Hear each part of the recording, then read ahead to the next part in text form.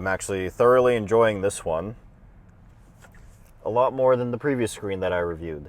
All right, hello everybody. Welcome back to the Fit IT Guy. Today we have the Tesstudio F10C 10.88 inch CarPlay and Android Auto dash for the Tesla Model Y Juniper. They also make this for the Tesla Model Y first gen, as well as the Model 3 Highland and the original Model 3 as well. It just sits right on your dash, right in front of the fabric piece here on the Juniper and Highland. It also has 2 air vents underneath. You'll still get all the air coming from your vents, so that's an issue with older dash screens. I used to have a dash screen on my previous Model Y that completely blocked the air vents, so that's a great feature that this one has as well. I had previously put an 8-inch screen on my Model Y Juniper. This one's a 10.8-inch screen, so let's see how much of a difference this makes. So I'm pretty excited to get it installed. It's actually a pretty simple install, and let's go ahead and get started. Okay, so I'm just going to pull off the panel here.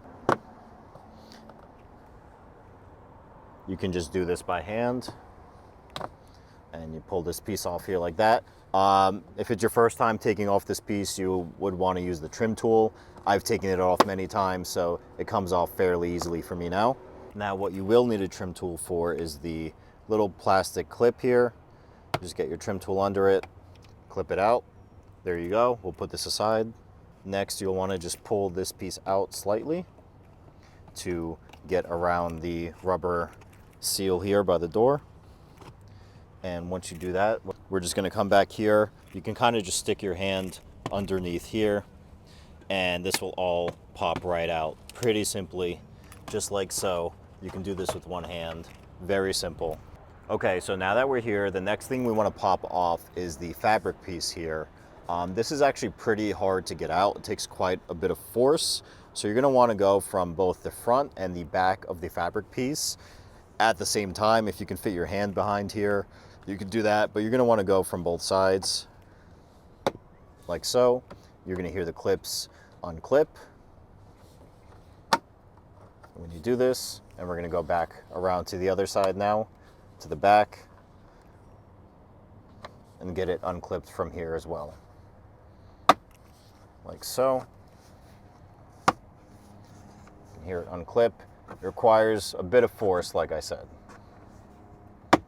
And we're just going to keep going around through the whole fabric piece of the dash here until we get to the other side. Then we're going to completely pull the fabric piece off the dash.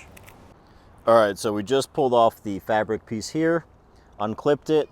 It just requires some force, like I said, but as long as you just go along between each clip here, it's not too bad. It took me about a minute to get it out. Now that that's out, I want to show you something. So here is basically where we're going to fish. So just bringing my camera around to show you, we're at the right side, the passenger side of the car again. This is basically where we're going to fish the harness through. We're basically going to plug in the harness down here, and we're going to fish it through up here, and it's going to come out here. I already have a cable that I put in for this light that I fish through here, so it's a pretty easy fishing spot. So we're going to use the same hole to fish the cable for the dash screen. So they did provide us with a fishing wire here, which is a nice thin and wide one, which is perfect for fishing through this spot here. I would say you could also use a clothes hanger, but that's going to be a little bit tougher. This is more flexible and it's wider, so it's going to be easier to fish with. And they do give us some electrical tape as well. So here is the wiring harness for the dash. This is going to plug in down there. But first, before I plug it in down there, I'm going to fish this portion of the cable first. First thing we're going to do is take our cable to about this length. We want to have a good amount of electrical tape on here. We want this to be supported. If you don't put enough electrical tape, or if you don't put it too tight, the electrical tape has the chance of kind of sliding off if you don't use enough or if you don't put it too tightly. Again, like I said, doing this as tight as I can so that our electrical tape doesn't come off. Okay, that seems pretty good there. Now let's go ahead and let's fish this through.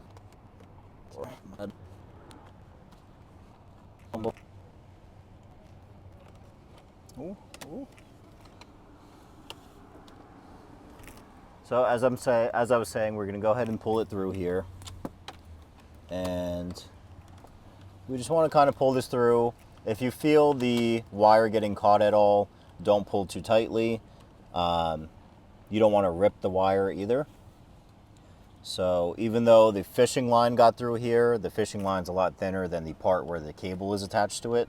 So if you can help it from the bottom part here, push it up as you're pulling out, you'll be able to feel any tension on the cable, and make sure you kind of just wiggle it around until you find the right spot where the cable can fit in nicely without getting caught anywhere. All right, just want to state here, it was pretty tight. I actually had to push down with my trim tool a little bit on the plastic piece over here just to get the cable through. But now, voila, it is through. It is through and through. So we're gonna go ahead and remove the electrical tape, and then we'll extend the wire over to the driver's side of the dash. All right, so now we're gonna fish the cable underneath here and just keep bringing it out.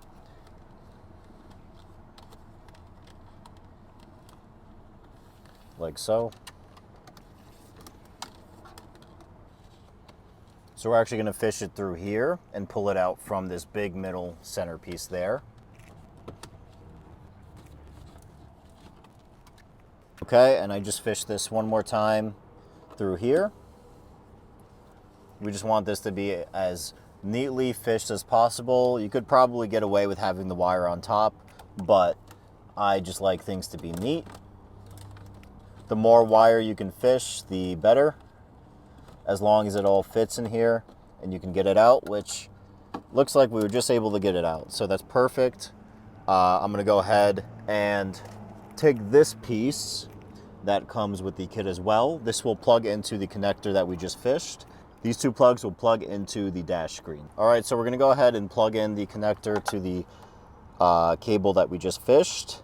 And now we can plug in the dash screen with these two cables here. It only goes in one way. There's two arrows to point where it clips into, just like so.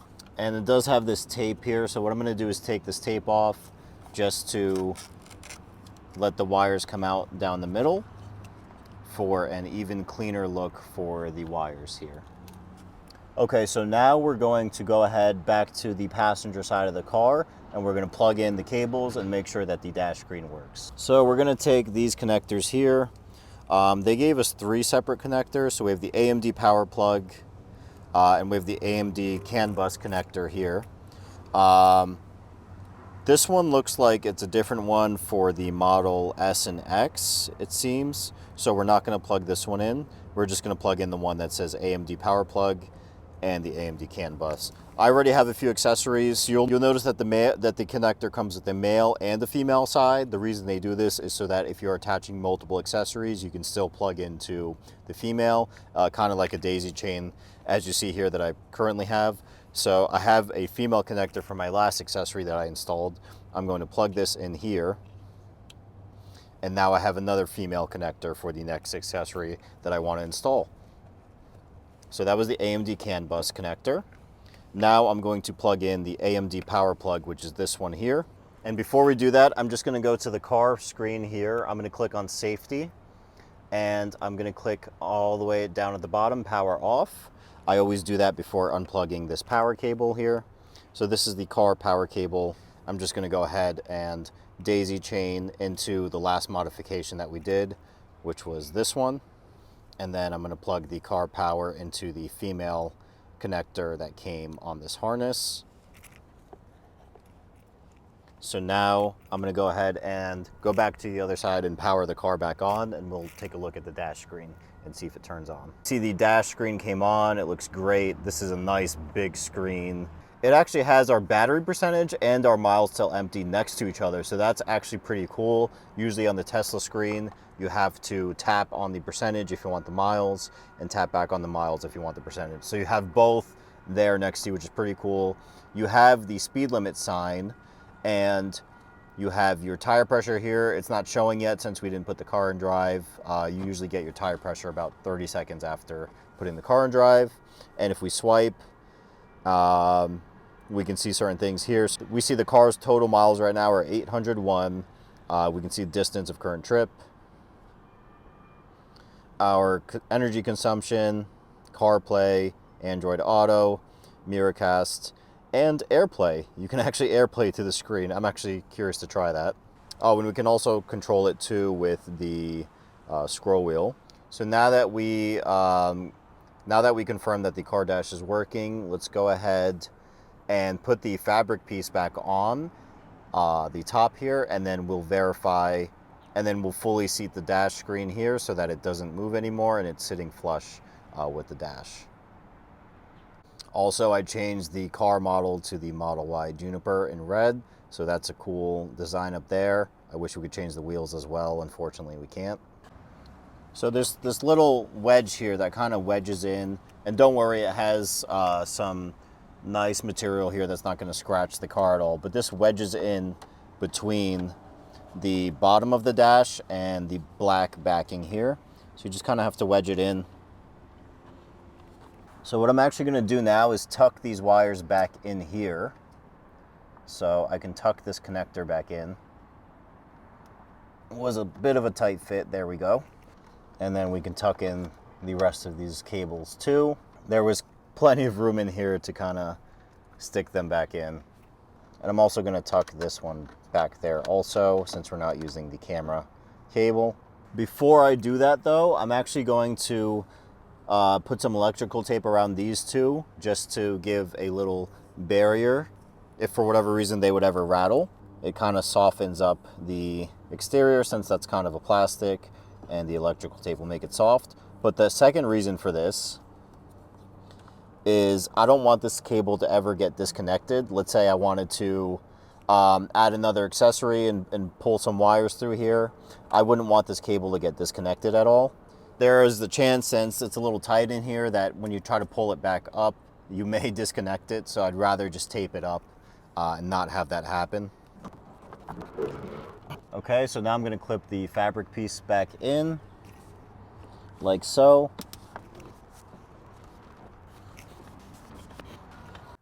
All right, now that it's in, we can see it's not going anywhere. The top fabric piece also supports the screen and holds it in.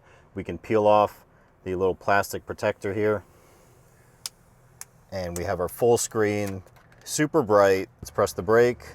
You see we get our little notifications here when we press the brake and all that. When you put it in drive, you do have the option for the dash camera. I'm gonna go ahead and turn that off. So here's the option to turn off the front camera if you don't have it plugged in, which you won't on your Juniper. So we'll go back to home. Let's put it in drive. And there we go, we are on the drive screen. Now we can go forward. Go back.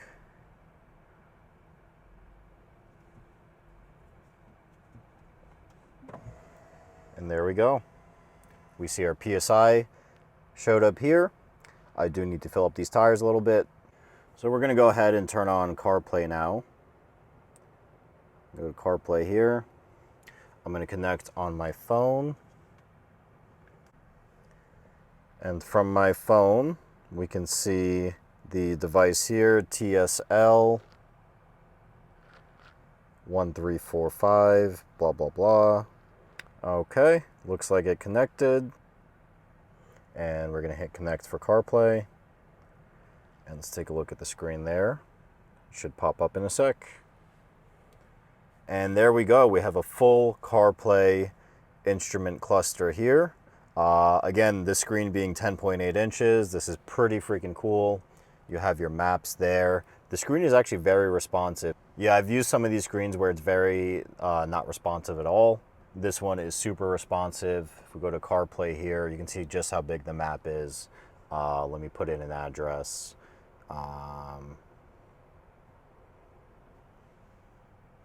Put my favorite Turkish restaurant here, and we can hit go and see just how that looks. That's so freaking cool. Yeah, this is a great size display. It's actually really nice. I think it's definitely better than the 8-inch.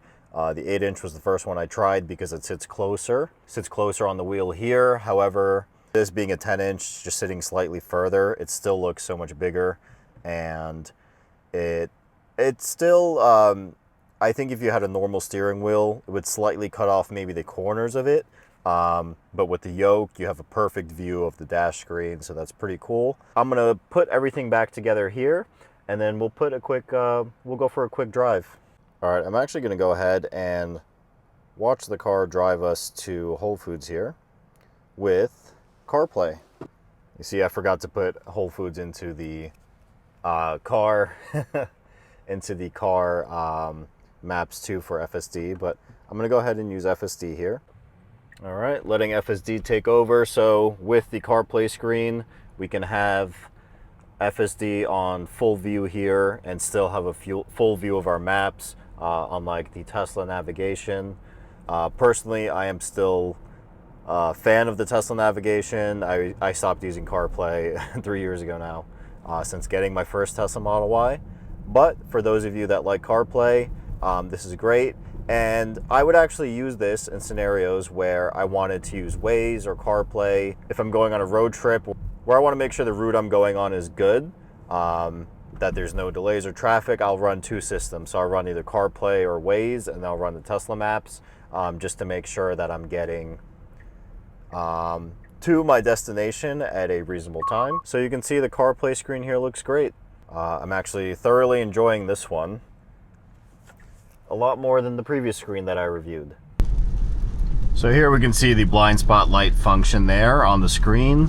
So the screen lights up orange on either side if there's a car in your blind spot. So I've been living with the dash screen for a couple weeks now. I really love it. Definitely an improvement over the previous screen. Again, this one is gonna cost you quite a bit more than the previous screen also, but you can save with my code TFIG on Tesstudio.com. It'll save you 25% off of the screen, so it'll bring the price down closer to the 8.8-inch screen that I reviewed a couple weeks ago. Again, the 10.8-inch screen, it's great. With the yoke wheel, it's perfect. Going from that 8.8-inch screen to this is like going from HD to 4K. The bezels are thinner on this too. It's a more premium display. But again, the price is going to be a little bit more, but you're paying for that. And it has a few more features as well. So I hope you guys enjoyed this video. I have a lot more mods that I'm going to be installing. I'll be posting the 1-month review of the Model Y Juniper a couple days after this video. It'll be posted this weekend, so stay tuned for that. I think you guys will enjoy it. I've done exactly 995 miles in 1 month. So I have a lot to say about the car, good and bad, and I'm going to showcase everything I've done to it so far for you guys to see. So stay tuned for the next video. Please make sure to like, comment, and subscribe. It really helps out the channel. 95% of you that are watching are not subscribed. So please, helps out the channel, and see you next video.